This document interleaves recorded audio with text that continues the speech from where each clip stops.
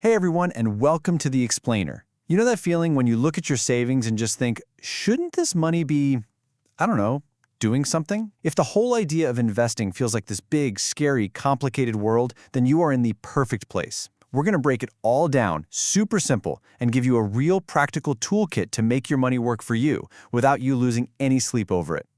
All right, let's jump right in with a really important question. That money you have saved up, is it secretly losing its punch? Is it actually becoming worth less every single day that it just sits there? The short answer, and I hate to be the one to tell you this, is yeah, pretty much. And there's a one-word reason for it: inflation. And look, the scale of this is, well, it's kind of mind-blowing. We're not talking about a tiny little dip here and there. This is a massive long-term thing. What you could buy with a single dollar 100 years ago, today you'd need $100 for that same stuff. So the big takeaway is that if you're just holding on to cash, you're essentially on an escalator going down, slowly but surely. This is why investing isn't just about trying to get rich quick. It's about playing defense to protect the value of the money you've already worked so hard for. So what's the game plan? How do we fight back? Well, here's our roadmap. We're going to start with the easy stuff, the tools your bank already has. Then we'll level up and look at some options from the government, and even gold. We'll also cover the crucial safety nets that keep your money protected. And then we'll wrap it all up so you can figure out exactly what makes sense for your goals. All right, first up, let's start on home turf, your bank. These are going to be the absolute easiest first steps you can take to get your money earning more for you without having to dive into the sometimes crazy world of the stock market. Okay, tool number one in our toolkit is the High Yield Savings Account, or HYSA. Honestly, the best way to picture this is just a regular savings account, but on steroids. It's been supercharged. And the reason is pretty simple. These are usually offered by online banks. Since they don't have to pay for a bunch of physical branches, they can pass all those savings over to you, which means you get way higher interest rates. So what's the big deal with these? It's all about flexibility. Your money is what we call liquid, which is just a fancy way of saying you can get to it whenever you need it. No penalties, no waiting. That makes it absolutely perfect for something like an emergency fund. Now, the interest rate does move around with the market, but the key thing is your original money is always safe. It's never at risk. And all the while, it's earning a whole lot more than in your old school savings account. Okay, but what if you don't need to get your hands on that money right away? If you've got a bit of patience, there's another fantastic option: the Certificate of Deposit, or CD.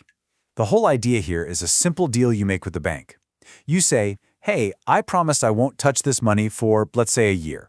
And the bank says, great. In return, we'll give you a rock-solid, guaranteed interest rate that won't change for that whole time. So, where the HSA was all about flexibility, a CD is all about predictability. You know to the penny what you're going to earn. But there's always a catch, right? Your money is locked up. If you need it early, you're going to face a penalty. This is why CDs are perfect for a very specific goal with a deadline. You know, like saving for a down payment on a house that you're planning to buy in exactly 2 years. Perfect use case. So when you put them side by side, the choice really comes down to one question. What do you value more right now? Flexibility or predictability? If it's an emergency fund that you might have to tap into at a moment's notice, HYSA hands down. But if you've got a chunk of cash that you know you won't need for a while and you want to guarantee a certain return, well, that's where the CD really shines. And hey, this isn't just theoretical stuff. Check out these real-world numbers for one-year CDs from some big-name banks. I mean, we're talking rates over 4%. That blows a regular savings account out of the water. And in today's environment, that's a rate that can actually keep you ahead of inflation. Pretty cool, right? All right, so we've got the bank stuff down. That's a great foundation. But now let's expand our toolkit a little bit. We're going to look at some options that are literally backed by the US government, and then we'll talk about an asset that's been considered valuable for, just a few thousand years. First up, US savings bonds. The concept is super simple. When you buy a savings bond, you're basically lending your money to the US government. And because it's backed by the full faith and credit of the USA, it's pretty much considered one of the safest investments you can possibly make.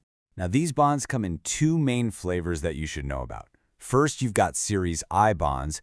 Their whole job, their entire purpose, is to protect you from inflation. The interest rate actually changes to keep pace with prices. Then you have Series EE bonds.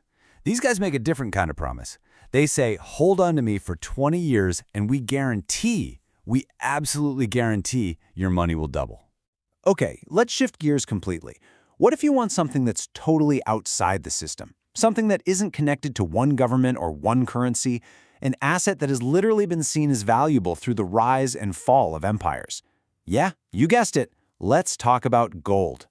Now, back in the day, if you wanted to invest in gold, you literally had to buy gold bars or coins and then worry about where to hide them.